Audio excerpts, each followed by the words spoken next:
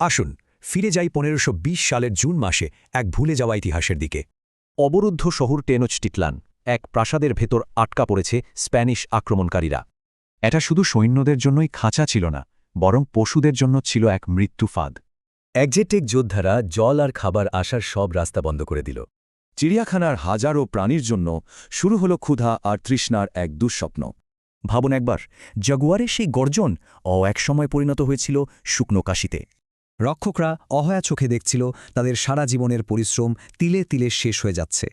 সৈন্যদের ক্ষুধা যত বাড়ছিল, চিড়িয়াখানা নিয়ে তাদের ভাবনাও তত বদলে যাচ্ছিল। তারা একে একে সেই বিরল পশুদেরই হত্যা করে খাওয়া শুরু করল। কিন্তু দেয়ালের ভেতরে থাকা ক্ষুধার্ত সৈনিকদের জন্য এটা এক নতুন বিপদ ডেকে আনল।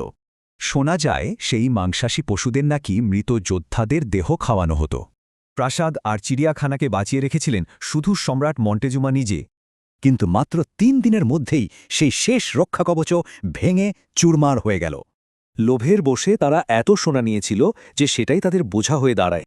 পালাবার আগে তারা চিড়িয়াখানার বাকি বাসিন্দাদের ভাগ্যের ওপর ছেড়ে দেয়। শুরু হল সেই কুখ্যাত রাত, লা নোচে ত্রিস্তে বা দুঃখের রাত।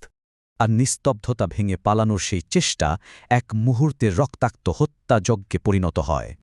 প্রাসাদে ফিরে অ্যাজটেক যোদ্ধানা দেখল এক অপবিত্র ধ্বংসযজ্ঞ। সেই রাতে অ্যাজটেকদের ক্রোধের আগুনে টোটোকালি শুধু ধ্বংসই হয়নি, একে ইতিহাস থেকে পুরোপুরি মুছে ফেলা হয়েছিল।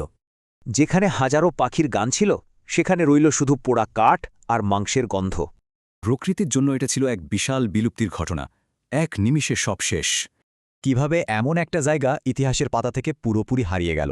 এই আলোচনা ভালো লাগলে লাইক ও কমেন্ট করুন, আর এমন আরও কাহিনীর জন্য সাবস্ক্রাইব করে আমাদের ফলো করুন।